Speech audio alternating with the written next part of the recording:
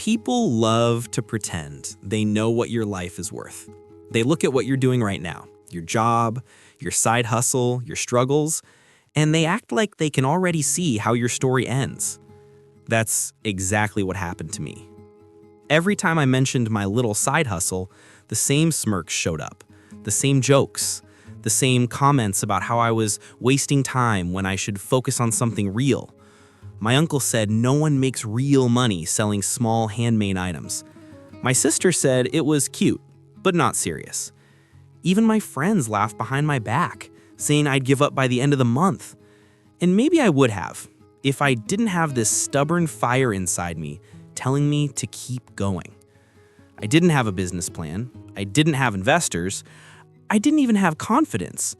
All I had was a table full of items I made myself, a tiny online page, and the hope that someone out there cared. But the truth is, life doesn't need 100 believers. It only needs one. And the day that one walked into my life, everything flipped. One customer, one conversation, one opportunity worth $210 million. And no one saw it coming. Back then, my side hustle was supposed to be temporary, just something to help me survive while I worked a low-paying job that drained every ounce of energy I had left. I didn't expect it to grow. I didn't expect anyone to take it seriously. Honestly, some days even I didn't take it seriously. I'd spend late nights crafting pieces, packaging orders by hand, hoping someone would see value in what I created. And every morning, I'd wake up to the same comments. It's pointless. Nobody buys that stuff. You're dreaming too big for someone with so little. Their words hurt, but they also pushed me. Because deep down, I knew that the only difference between a pointless hustle and a life-changing opportunity is the right person seeing you at the right time. And when that person finally appeared, holding one of my products in their hands, they didn't just buy from me. They opened a door I thought I'd never reach. Before I tell you exactly how that moment unfolded and how it led to a $210 million opportunity, take a second to subscribe so you don't miss stories like this. What happened next changed everything I believed about myself. I remember the exact morning everything started shifting. It was early, still dark outside, the kind of quiet where even the air feels tired. I sat at my tiny kitchen table, sipping cheap coffee and staring at the small box of products I had finished the night before. Handmade pieces, crafted slowly after work, each one taking hours that no one believed were worth anything. My apartment smelled like glue, packaging paper, and exhaustion. Sometimes I wondered if everyone was right, if this really was pointless, but quitting never felt like an option. Not because I was confident, but because something inside me refused to die quietly.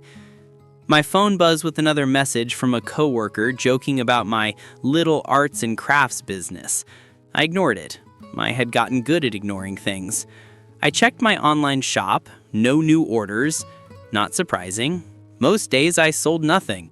Some days I sold one item, and on the rare miracle days, maybe two. My stomach twisted, half from hunger, half from doubt. But I kept preparing my setup for the small weekend market anyway. I would pack everything carefully, loading it into old plastic bins that had scratches from the countless times I dragged them across pavement. People always said, if it hasn't worked by now, it won't. But something about creating things with my hands made me feel human again. I needed that feeling more than I needed approval. When I arrived at the market that morning, the air was chilly.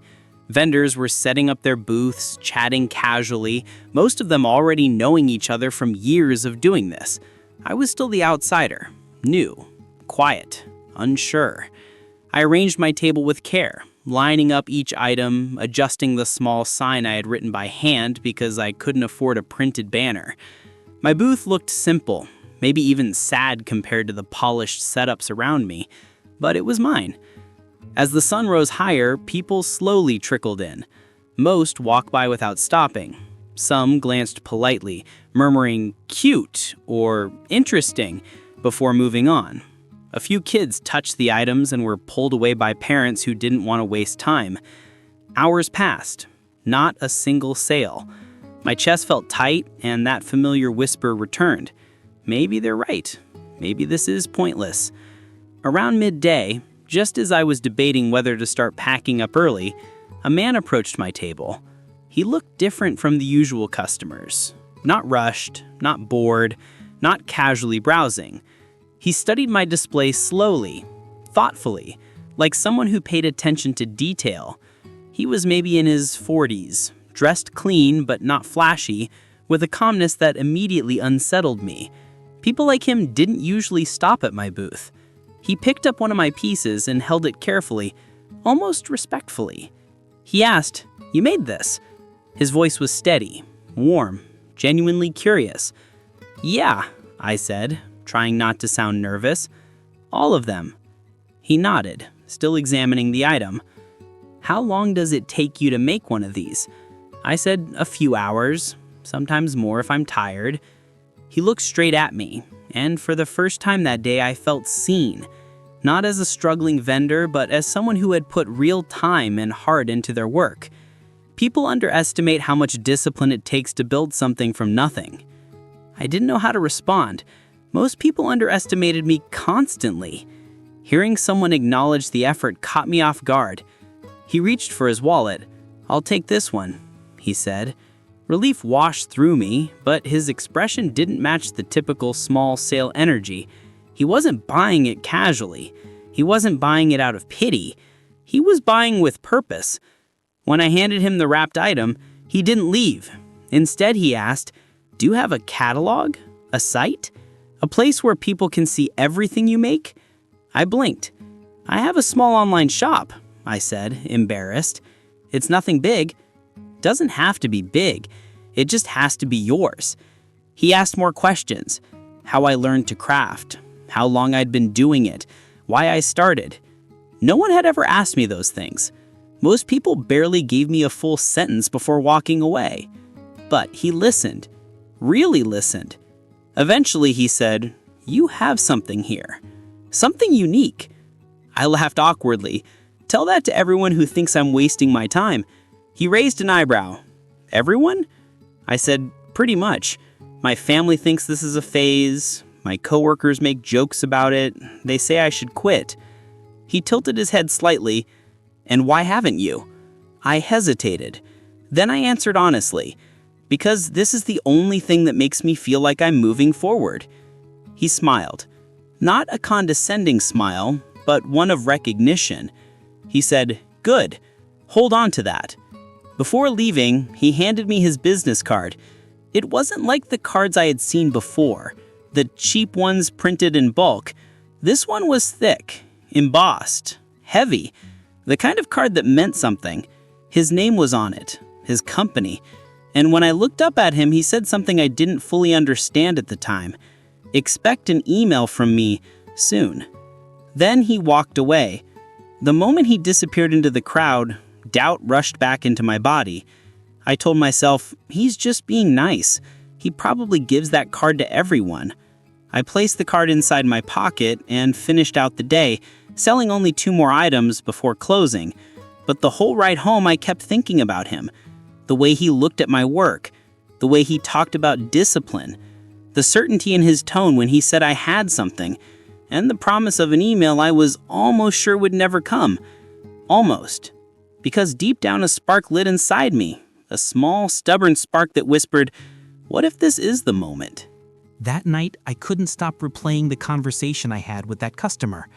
It was strange how a single interaction could take up so much space in my mind, like a song that won't stop looping no matter how hard you try to distract yourself. I kept trying to convince myself that he was just being polite, that his business card didn't mean anything, that his interest was nothing more than casual curiosity. People say nice things all the time without meaning them. People promise things just to sound supportive. I had learned that the hard way. But something about him felt different. The way he studied my work, the way he asked questions that went deeper than the usual small talk, the way he looked at my hands, not with judgment, but with respect. It made me uncomfortable because it felt like he saw potential in me that I had stopped seeing in myself. I placed the business card on my nightstand and stared at it before going to sleep, wondering how someone like him could possibly have a reason to follow up with someone like me. The next morning, I woke up earlier than usual. My body felt tired, but my mind was restless. Before even brushing my teeth, I walked straight to my laptop and opened my email inbox. Nothing. Of course, nothing. I closed it and went about my day, trying not to think about it too much. I went to my regular job, clocked in, listened to the same jokes from coworkers about my little hobby, and pretended none of their words bothered me. But every hour or so, I found myself checking my phone just in case something appeared. Still nothing. When I got home, I checked again. Empty. The next day was the same, and the next. Each empty morning made that spark inside me dim a little more. He forgot, I told myself, or maybe he was just being polite. A week passed, then 8 days, then 10.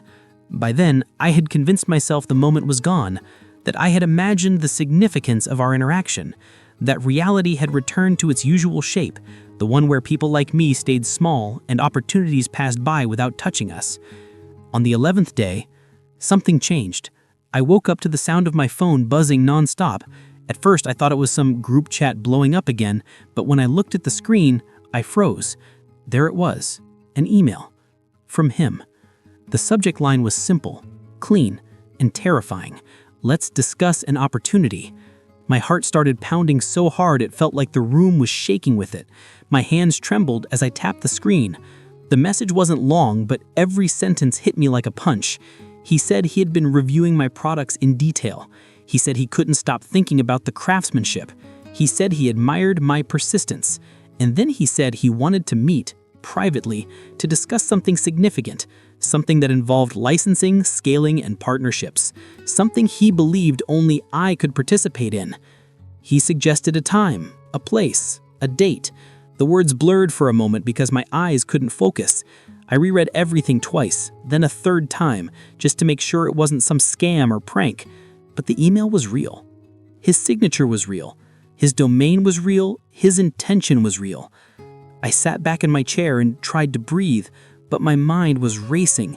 I paced around the room, I sat down, I stood up again, I grabbed a glass of water and spilled half of it because my hands wouldn't stop shaking. All I could think was, he didn't forget.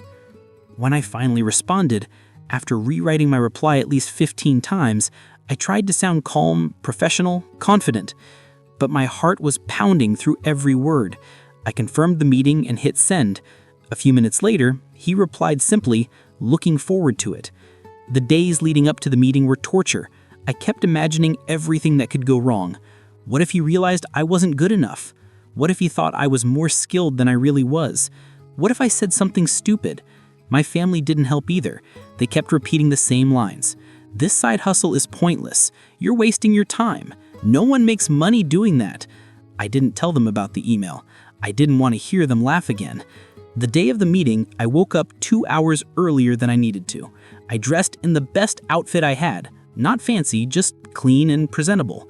Something that said, I'm serious, even if I didn't feel that way inside. The meeting was in a small office connected to his company's headquarters. When I arrived, the receptionist greeted me by name, which startled me. Then she led me to a conference room. And there he was, standing by the window with a folder in his hand. He smiled when he saw me. Glad you made it, he said. Of course, I replied, trying not to trip over my words. We sat down. He didn't waste time with small talk. He said, I want to show you something. He slid the folder across the table. Inside were photos of my products, not just the ones he bought, but ones I had posted online over the past months. High-resolution prints, notes beside each one, observations, ideas, improvements, scaling concepts. He had studied my work harder than anyone in my life ever did. Your craftsmanship, he said, tapping the folder, is rare. People dismiss what they don't understand. Your family, your friends, they're reacting out of fear, not insight. My throat tightened. Hearing a stranger articulate something I had always felt but never said out loud made my chest ache.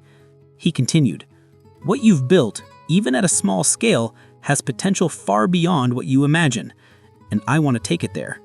"Where?" I asked quietly. He leaned back in his chair, eyes steady. "Nationwide distribution, licensing agreements, a partnership to scale your designs using my company's resources, a full rollout." I blinked.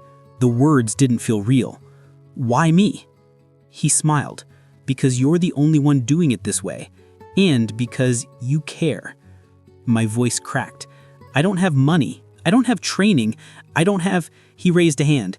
"You don't need those things. You need opportunity, and that's what I'm offering you." I swallowed hard. "What kind of opportunity?" He opened another folder. This one had legal documents, a proposal. And when I reached the final page, my breath caught in my throat. The contract amount, $210 million. My fingers trembled. I looked up at him in disbelief. "Is this real?" He nodded. "Very real. This is a buy-in, a licensing agreement, and a partnership offer combined. You would retain creative rights. We handled production, logistics, and expansion. You get paid $210 million over the agreement term." I stared at him, unable to speak. Then he said something I will never forget. "I'm not investing in your products. I'm investing in you." Those words broke something open inside me. Every insult, every joke, every moment of doubt came crashing into the room and dissolved like smoke. I signed the preliminary agreement that same day. Walking out of that building after signing the preliminary agreement didn't feel real. My legs were moving, but my mind was somewhere else entirely, floating somewhere between disbelief and overwhelming relief. I stepped into the sunlight, blinking like someone who hadn't seen the world in months, and for a long moment I just stood there on the sidewalk holding the folder against my chest. People passed by me, rushing to their jobs, carrying coffee cups, shouting into phones, living their normal lives. And I stood there thinking, how is my life suddenly not normal anymore? I walked to my car slowly, almost cautiously, as if any sudden movement might break the illusion. When I sat in the driver's seat, I didn't start the engine right away. I just stared at the contract papers again, reading the number over and over. $210 million. A number so far from anything I had ever imagined for myself that it barely registered as real currency. I traced my finger lightly over the ink, afraid to smudge it, afraid something would change if I looked away. Eventually, I started the car and headed home, but everything around me felt different. The roads looked calmer, the sky looked wider, even the usual traffic didn't bother me. I felt like I was driving toward an entirely new version of my life. But the thought that sat deepest in my mind wasn't the money. It wasn't the opportunity. It wasn't even the fact that someone finally believed in me. It was this. No one in my life knew what had just happened. All the people who said I was wasting time, all the people who laughed at my little side project, all the people who told me I was delusional, they were completely unaware that everything had changed in a single afternoon. As soon as I pulled into the driveway, I could already hear voices inside the house. My uncle's loud laugh, my sister talking over him. I took a deep breath before stepping out of the car. I wasn't ready to tell them yet. Not because I wanted to hide it, but because I wanted to feel this moment alone for just a little longer. I walked inside and immediately my uncle smirked at me. "Long day wasting time with your arts and crafts?" he asked, not even bothering to look away from the TV. My sister chimed in. "Did you sell your big one item today? You know, the one that took you 4 hours and made you like $12? They laughed together, and for the first time, their laughter didn't hurt, not even a little, because now I knew something they didn't know. I wasn't the joke anymore. I just smiled faintly and said, "Something like that," before heading to my room. My mom watched me quietly from the kitchen. She didn't say anything, but her eyes softened, like she sensed something was happening beneath the surface. I closed my bedroom door, leaned my back against it, and let out a long breath. Then I sat on my bed and opened the folder again. I imagined my future. Not a fantasy, not a dream, a future. Over the next few days, everything moved fast. Lawyers emailed me documents. His team reached out with outlines, prototypes, strategy notes. We scheduled meeting after meeting, calls, brainstorming sessions. I felt like someone had thrown me into deep water, but not to drown, to see if I could swim. And somehow I did. Every time they asked for my thoughts, I had answers. Ideas flowed out of me like they had been waiting years to be heard. His project managers would nod and jot down notes while saying things like, "That's smart," or "We should implement that," or "I didn't even think of that."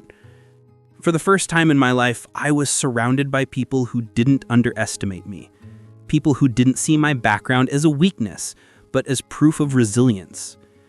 Still, the contract wasn't final yet. The preliminary agreement was a commitment, but the official signing would only happen after one last meeting with the full board. That meeting would decide everything: the amount, the partnership, the rollout, my entire future. And it was scheduled for Friday morning. The night before, I barely slept. Every insecurity I had ever buried crawled to the surface, whispering the same doubts. What if they change their mind? What if they decide you're not good enough? What if they realize you're just someone with a small side hustle and not someone capable of handling something this big? But then I remembered the way he looked at me when he said, "I'm not investing in your products. I'm investing in you." That carried me through the night.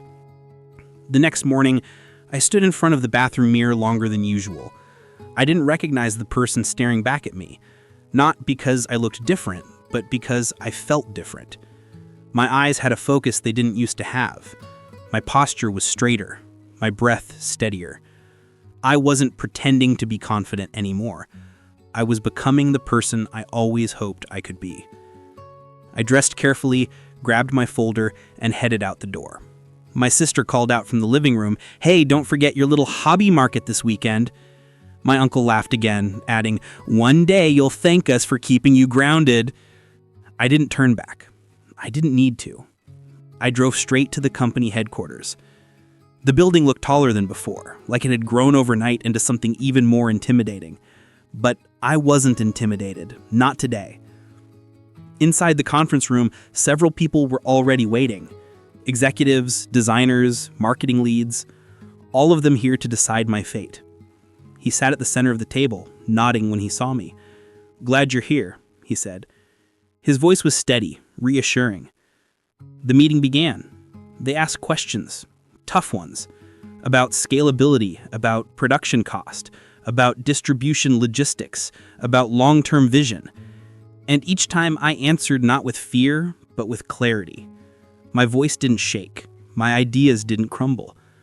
The room listened, really listened.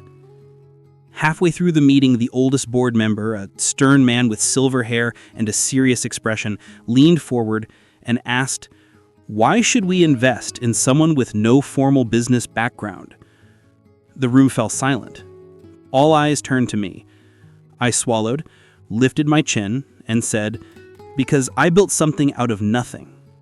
Because every obstacle you're worried about, I've already faced on my own, without resources, without help, without approval, and I'm still here. And if I can get this far by myself, imagine what I can do with a team." The room stayed silent. Then the silver-haired man nodded slowly. "Fair point." The CEO, the man who believed in me, smiled with quiet pride. When the meeting ended, he asked me to wait in the hallway while the board deliberated. I paced back and forth, heart pounding, hands sweating, mind racing. Minutes felt like hours. Then finally the door opened. He stepped out, expression unreadable. My chest tightened. "Well?" I asked. He chuckled softly, placing a firm hand on my shoulder. "Congratulations," he said.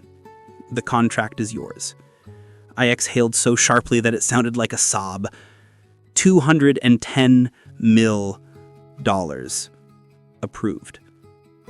My vision blurred as tears filled my eyes. Not just because of the money, but because of everything it meant.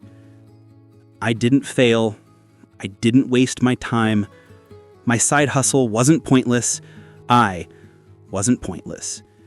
Someone finally saw me, and they were right. The moment he said the words, "The contract is yours," something inside me broke open. Not in a painful way, more like a dam collapsing after years of pressure that no one else could see. All the doubt, all the shame, all the quiet nights wondering if I was delusional, it all came rushing out at once. I had to swallow hard just to keep my voice from shaking. "Thank you," I whispered, because it was all I could manage. But he shook his head gently.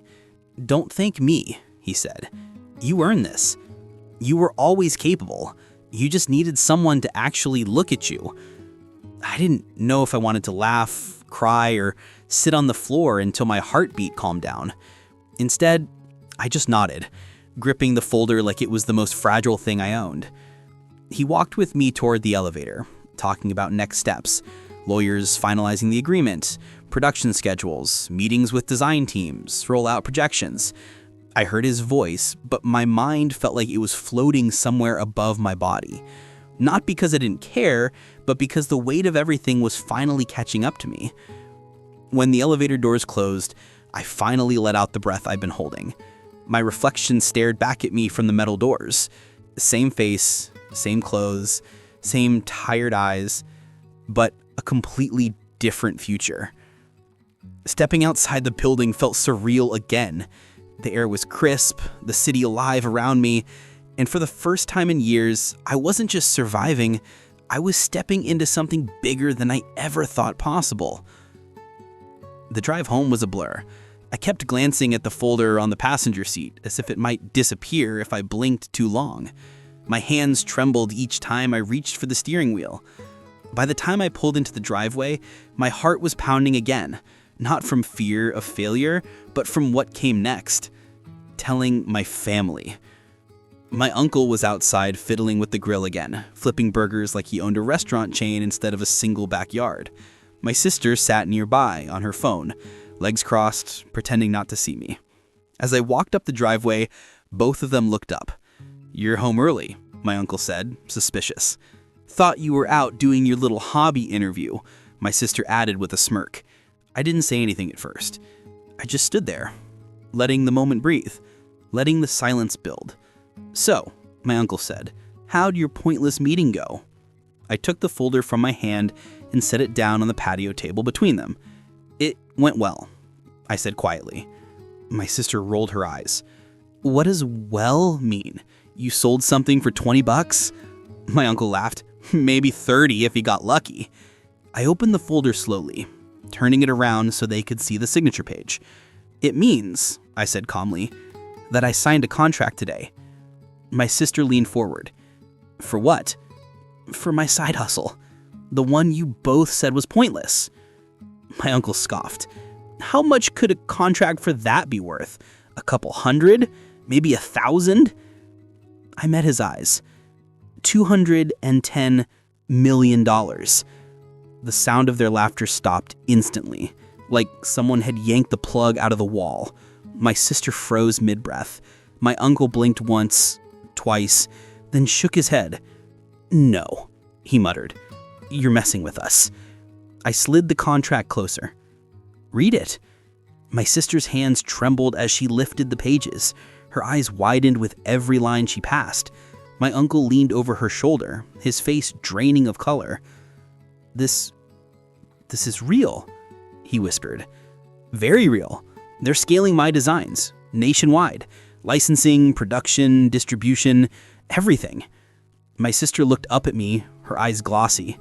"But we thought you were wasting your time." "I know," I said. "You told me every day." My uncle swallowed hard. "We didn't mean you did," I said. Not angry, just honest. "But it's okay. I had to learn to believe in myself without waiting for someone else to do it first." They didn't speak after that. Not for a long moment. The silence felt strange, like the shift of an entire world realigning itself. When I walked inside, my mom was at the sink washing dishes. She turned when she heard me. "You're back early," she said softly. I held up the folder. "Mom," I said, my voice cracking before I could stop it. I did it! She dried her hands quickly and hurried over. When she saw the contract, her breath hitched. She pressed her hand to her chest. Is this real? Yeah, it's real. Tears spilled down her cheeks instantly. She wrapped her arms around me, holding me tight like she was afraid I might disappear. I'm so proud of you. So proud of you. I buried my face in her shoulder, letting tears slip out, not from sadness, but from years of holding everything in. That night, I stayed in my room scrolling through designs, prototypes, product notes. My future was shifting so fast that I could barely keep up with the pace of my own thoughts. But one feeling stood above everything else. I wasn't small anymore. And I hadn't been small for a long time. I had simply been treated that way. For the next few weeks, everything moved like a storm. Meetings, calls, strategy sessions, contracts. My work became the center of my life, and for once, I didn't feel embarrassed about it. I felt empowered. The team treated me like an equal. They asked for my input constantly. They valued everything I created, and I could feel myself growing, professionally, emotionally, mentally. I wasn't the person packing small orders at a dusty market booth anymore. I wasn't the one who couldn't sell a single item in a day. I wasn't the punchline. I was a partner, a creator, someone with vision. One afternoon, after a long session reviewing prototypes, the CEO looked at me and said, "Do you understand yet why I chose you?" I shrugged. "I'm starting to." He smiled. "Good, because the world is about to understand too." And in that moment, for the first time in my entire life, I believed him. As the weeks went by, my life shifted so completely that some mornings I would wake up and need a moment just to remember which version of myself I was living as now. There were days when I'd walk into the office with a notebook full of ideas, watching engineers and creative directors gather around the table, listening to every word I said like it mattered. And then there were nights when I'd drive past the old market where my side hustle began, the empty stalls illuminated by dim yellow lights, and I'd feel this bittersweet ache in my chest. Not sadness, not regret, just the strange awareness that I had climbed out of a world I once thought I'd never escape. My partnership with the company deepened quickly. They moved fast, faster than I ever imagined. Designs were refined, prototypes finalized, productions scheduled. My input wasn't just welcomed, it became central to everything they built. Every meeting started with, "Let's hear from him first." And no matter how many times that happened, it never stopped feeling surreal. One morning, the CEO called me into his office. He gestured for me to sit. And when I did, he leaned back and studied me with an expression that made me nervous. "We need to talk about the next phase," he said. "The rollout?" I asked. He nodded. "Not just that. The marketing, the story. People need to understand who you are, not just what you make." The idea of putting myself publicly into the narrative made my stomach twist. I wasn't used to being seen, not in that way. Most of my life had been spent in the background, unnoticed or underestimated. "Do I have to?" I asked quietly. "No," he said. "But think about it. Your journey is the reason this partnership matters. You built something meaningful while everyone told you not to. That's powerful. People connect with that." I didn't answer right away. I stared at my hands, the same hands that once crafted products in a tiny apartment while doubting everything. These hands had been laughed at, dismissed, ignored, and now a multi-million-dollar company wanted the world to see them, to see me. After a long moment, I nodded. "Okay," I said. "I'll do it." He smiled. "Good, because the world is about to learn your name."